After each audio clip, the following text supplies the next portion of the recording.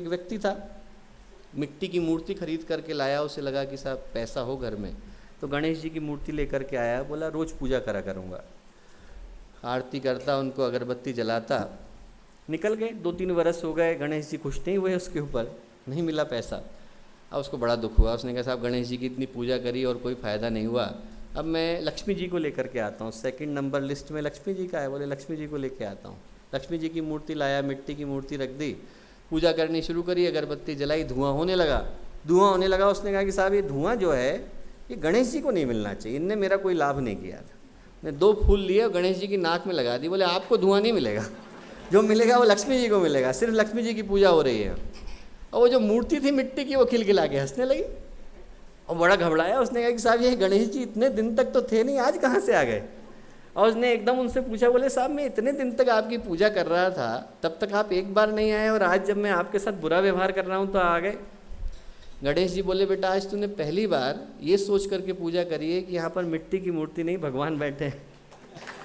बोले यदि तेरे अंदर इतना झूठा ही विश्वास आ गया, ये झूठा ही विश्वास आ गया कि भगवान यहाँ पर बैठे हैं, तो मुझे आना पड़ा। दोस्तों, जब झूठा विश्वास आदमी के अंदर श्रद्धा को जन्म दे देता है, सच्चा विश्वास आ जाए तो कितनी ताकत देगा। यदि हमें ये लगना लगे कि वहाँ पर प्रखर प्रज्ञा सजल श्रद्धा नहीं है, गुरुदेव माता जी साक्षात बैठे, यहाँ पर चित्र नहीं लगाए, गुरुदेव माता जी साक्षात बैठे हैं, तो एक व्यक्ति ऐसा नहीं मिलेगा जिसको गुरुदेव माता जी के रोज दर्शन नहीं हो। श्रद्धा का पहला चरण दोस्तों जो हमें टटोलने की आवश्यकता है, अविज्ञात के प्रति श्रद्धा, अविज्ञात के प्रति विश्वास। जिसको जाना नहीं है, देखा नहीं है, हमें नहीं पता कि कल होगा कि नहीं होगा, पर गुरुदेव ने यदि अपने साहित्य में लिखा है, गुरुदेव ने अपने जीवन में जिया है, तो वो घट करके रहेगा। इसका नाम है श्रद्धा। ये विश्वास यदि हम लोग लेकर के जाते हैं तो हमारे अंदर श्रद्धा आती है। पहली चीज श्रद्धा की है दोस्तों, अविज्ञात के प्रति विश्वास। दूसरा चरण श्रद्धा का है उनके साथ जुड़ने का भाव।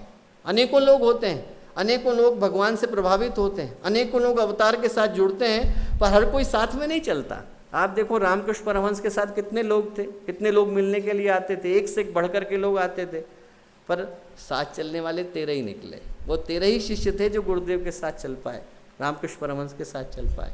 वैसे ही आदमी जुड़ता तो है, पर जुड़ने के साथ जरूरी नहीं कि उसके अंदर भाव आ जाए कि हम भगवान के साथ चलना चाहते हैं। हमारे अंदर ये भाव आ जाए कि हम भगवान के साथ उनके कदम से कदम मिला करके चलना चाहते हैं, तो श्रद्धा का दूसरा चरण पूरा होता है। लैला मजनू की कहानी आपने सुनी होगी कि मजनू को प्यार हो गया लैला से।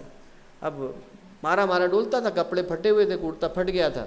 लैला ने कहा भाई ऐसा है, शादी तो इससे हो नहीं सकती। उसने जो दुकानदार थे उनको बुलाया, बोले खाना कहाँ खाता है?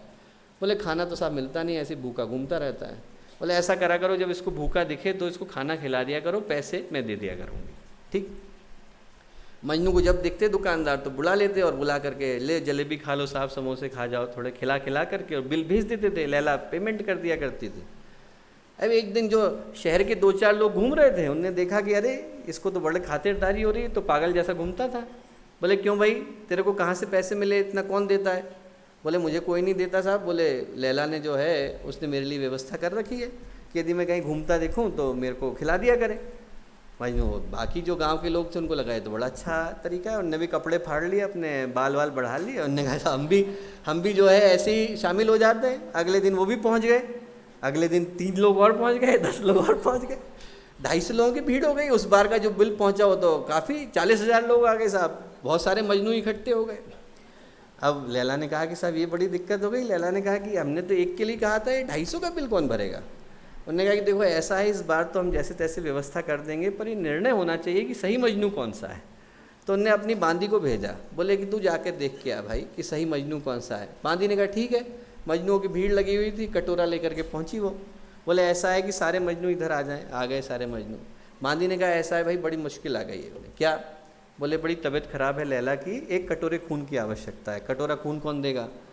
अब जितने मजनू थे वो धीरे धीरे करके सटकने लगे, पीछे से एक गायब हो गया, एक दूसरा गायब हो गया। एक ने कहा अभी हम बाथरूम होकर के आते हैं, एक ने कहा अभी मैं थोड़ा फ़ोन आया है, मैं फ़ोन अटेंड करके आ रहा हूँ। सब चले गए। असली मजनू था वहीं का वहीं रह गया। असली मजनू ने कहा पत्थर उठाया, छाती पे एक मारा, बोले ऐसा है मेरे शरीर में 6 कटोरे खून है, तो 1 कटोरा तो अभी ले जा, और मैं यहीं इंतज़ार कर रहा हूँ, 5 कटोरे के लिए वापस आ जाना। तो आएगी कि नहीं आएगी? बांदी ने ड्रेसिंग कर दी, बोले कि मुझे ज़रूरत नहीं है, मुझे यही देखना था कि असली मजनू कौन है। दोस्तों भक्त एक ही होता है। हमारे YouTube चैनल शांति कुंज वीडियो गायत्री परिवार को सब्सक्राइब करें एवं बेल आइकन जरूर दबाएं ताकि गायत्री परिवार की विभिन्न गतिविधियों की जानकारी आपको मिलती रहे।